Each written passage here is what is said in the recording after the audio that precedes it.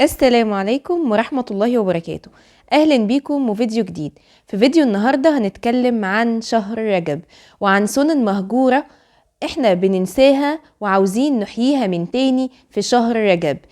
وكمان في نهاية الفيديو هنتكلم عن تحدي شهر رجب اللي ان شاء الله كلنا هنطبقه مع بعض وهنذكر بعض بيه بإذن الله في جروب المتابعة. علشان كده لازم تتأكدي انك مشتركة في القناة وتعملي لايك للفيديو وتكملي الفيديو للنهاية علشان ان شاء الله تدخلي معانا في تحدي شهر رجب وبإذن الله تكوني من الفائزين. في البداية كده كلنا عارفين ان شهر رجب من الاشهر الحرم. الاشهر الحرم النبي صلى الله عليه وسلم عرفنا انها 4 اشهر، 3 منهم متواليين ورا بعض وواحد منهم منفرد. اما الشهور المتتالية فهي ذو القعدة وذو الحجة ومحرم، والشهر المنفرد هو شهر رجب. طيب الأشهر الحرم ليه اتسمت أشهر حرم؟ لأن الناس كانوا بيقصدون فيها بيت الله عز وجل. في ذو القعدة والمحرم كانوا بيسافروا لبيت الله، وفي ذو الحجة كانوا بيسافروا برضو علشان يأدوا مشاعر الحج. علشان كده الشهور دي اتحرم فيها القتال واتخصت بعناية في تجنب ظلم الناس، يعني ما يصحش فيها القتال ولا فيها الظلم.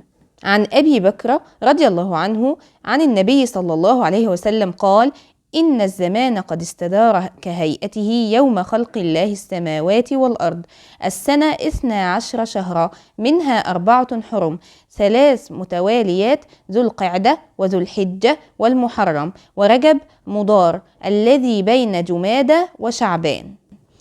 الأشهر الحرم زي ما قلنا ذو القعدة وذو الحجة ومحرم ورجب. المعصية والطاعة فيهم أعظم من غيرهم، فلا تظلموا فيهن أنفسكم، وإذا عظمت المعصية فيهن فالطاعة أعظم. يعني إحنا المعصية أو السيئات بتكون مضاعفة، وكمان الحسنات أو الأعمال الحسنة اللي بنعملها هي برضو الأجر فيها مضاعف جدا. فما ينفعش إننا نظلم نفسنا ونعمل المعاصي وناخد ذنوب كتيرة جدا، بل إن احنا المفروض ندور على الطاعة ونعملها علشان يكون أجرنا مضاعف إن شاء الله. طيب ايه السنن اللي هنعملها وهي منسية وناخد أجرها المضاعف في شهر رجب؟ أول حاجة إن شاء الله وهي صيام 13 و14 و15 من شهر رجب. قال رسول الله صلى الله عليه وسلم: وإن بحسبك أن تصوم كل شهر 3 أيام، فإن لك بكل حسنة 10 أمثالها، فإن ذلك صيام الدهر كله. يعني احنا لو صمنا 3 أيام اللي هم بيقولوا عليهم ال3 الأيام البيض، 13 و14 و15 من كل شهر، فاحنا كأننا صمنا الدهر كله. فاحنا ان شاء الله نصوم 13 و14 و15 من شهر رجب بإذن الله. بإذن الله يكون حسناتنا مضاعفة جدا جدا وتعدل صيام الدهر كله. تاني سنة يغفل عنها الناس واحنا هنحييها ان شاء الله في شهر رجب هي صلاة الضحى. صلاة الضحى هي وصية الحبيب صلى الله عليه وسلم، تجزئ عن 360 صدقة، وهي سميت بصلاة الأوابين. فاحنا ما ينفعش اننا نترك صلاة الضحى. ركعتي الضحى حثنا النبي صلى الله عليه وسلم عليها. صلاة الضحى هي سنة مؤكدة تأخذ القليل من وقتنا وبتدينا بركة كبيرة جدا جدا في اليوم بتاعنا كله. عن أبي هريرة رضي الله عنه قال: أوصاني خليلي ب3 لا أدعهن حتى أموت: صوم 3 أيام من كل شهر، وصلاة الضحى، ونوم على وتر. يعني صلاة الضحى هي متوصي عليها من النبي صلى الله عليه وسلم ومن الأعمال الصالحة ومش هتاخد من وقتنا كتير. فركعتين صلاة الضحى يعني فيهم ثواب عظيم جدا جدا، وبعدين ممكن نصليهم بعد الشروق بنص ساعة أو قبل الظهر بتلت ساعة، فيعني ليهم فايدة عظيمة. فإن شاء الله احنا نحرص على صلاة الضحى إن شاء الله وما نقصرش فيها ونذكر بعض بيها إن شاء الله. ثالث سنة عاوزين نحافظ عليها إن شاء الله في شهر رجب وهي صلاة الوتر.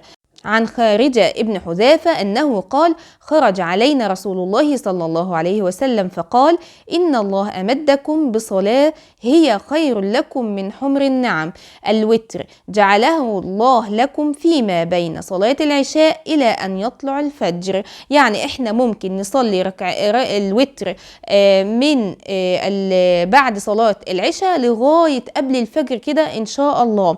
طيب ممكن نصليها ايه؟ ممكن نصليها ركعة، ممكن نصليها 3، ممكن نصليها 5، ممكن نصليها 7. الرسول عليه الصلاة والسلام كان بيصلي 3 ركعات بتشهد واحد أو 5 ركعات بتشهد واحد وبعد كده يسلم. فممكن انت تصليها كده، أو ممكن تصلي ركعتين وتسلمي وبعد كده ركعة الوتر الأخيرة وتسلمي. فكده تمام وكده تمام. فنحرص ان شاء الله باذن الله على صلاة الوتر ما نقصرش فيها، وبرضه هنذكر بعض بيها باذن الله. كمان عندنا من السنن المهجورة اللي الناس فاكراها ان هي بس بنعملها في شهر رمضان، وهو دعاء القنوت. دعاء القنوت يعني بيبقى في ركعة الوتر بنقوله بعد الركوع أو قبل الركوع، كده جائز وكده جائز إن شاء الله. عن عائشة رضي الله عنها قالت: أخبرني الحسن بن علي رضي الله عنهما قال: علمني صلى الله عليه وسلم دعاء القنوت في الوتر: اللهم اهدنا فيمن هديت، وعافنا فيمن عافيت، وتولنا فيمن توليت، وبارك لنا فيما أعطيت، وقنا شر ما قضيت، إنك تقضي ولا يقضى عليك، وإنه لا يدل من واليت، تباركت وتعاليت. فإن شاء الله كلنا نحيي هذه السنة ونقول دعاء القنوت بعد صلاة الوتر أو في صلاة الوتر. إن شاء الله كلنا نحرص عليها بإذن الله علشان نقتدي بنبينا الكريم صلى الله عليه وسلم. كمان النبي الكريم كان بيقول بعد صلاة الوتر: سبحان الله القدوس 3 مرات. فبرضو نحرص ان احنا نقتدي بالنبي صلى الله عليه وسلم في التسبيح ده، سبحان الله القدوس 3 مرات. كمان عاوزين نعمل لنفسنا ورد حمد، نحمد الله سبحانه وتعالى. الحمد إننا نثني على الله بكلمات الثناء، والشكر إننا نتقن أعمالنا برضو حمد لله سبحانه وتعالى. فعاوزين إن شاء الله إننا نعمل لنفسنا ورد من الحمد. الحمد لله رب العالمين. قال رسول الله صلى الله عليه وسلم: إن أفضل عباد الله يوم القيامة الحمادون. الحمادون هم من يكثرون حمد الله. فربنا يجعلنا من الحمادون، وإن شاء الله يكون لينا ورد ثابت، وليكن يعني 100 مرة نحمد فيها الله سبحانه وتعالى على كل النعم اللي عندنا في حياتنا. عن عائشة رضي الله عنها قالت: كان رسول الله صلى الله عليه وسلم إذا رأى ما يحب قال: الحمد لله الذي بنعمته تتم الصالحات، وإذا رأى ما يكره قال: الحمد لله على كل حال. فنقتدي بنبينا الكريم صلى الله عليه وسلم ونحمد الله في السراء والضراء، ونجعل لنفسنا ورد ثابت كل يوم إن شاء الله في أذكارنا، ويكون من الحمد بإذن الله. كمان من الأعمال اللي هنحرص عليها في شهر رجب هي كف الأذى. هي عبادة يؤجر عليها المسلم. قال رسول الله صلى الله عليه وسلم لأبي ذر: تكف شرك عن الناس فإنها صدقة منك على نفسك.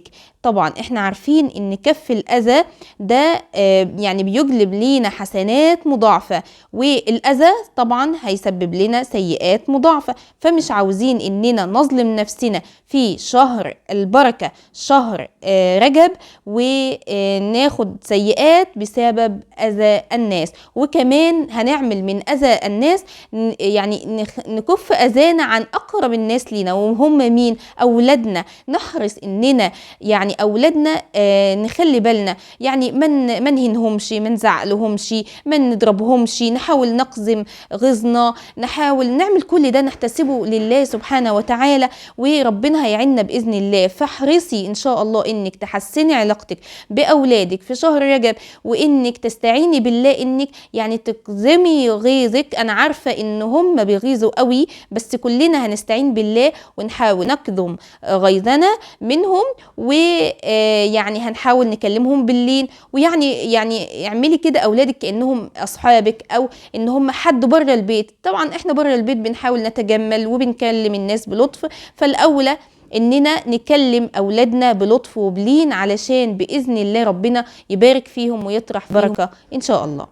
العمل اللي بعد كده اللي عاوزين ان شاء الله اننا نحرص عليه على قد ما نقدر، وهو اطعام الطعام. قال رسول الله صلى الله عليه وسلم: موجب الجنة اطعام الطعام وافشاء السلام وحسن الكلام. يعني ان شاء الله باذن الله لو قدرنا اننا نعمل اطعام طعام، فاطعام الطعام مش في رمضان بس للصائم بس، لا، اطعام الطعام ده يعني على مدار السنة لو نقدر عليه يبقى كويس جدا، لو باقل القليل هيبقى شيء جميل جدا ويحبه النبي صلى الله عليه وسلم ويحبه الله سبحانه وتعالى.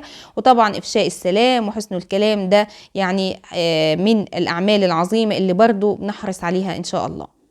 العمل اللي بعد كده إن شاء الله هو تلاوة القرآن.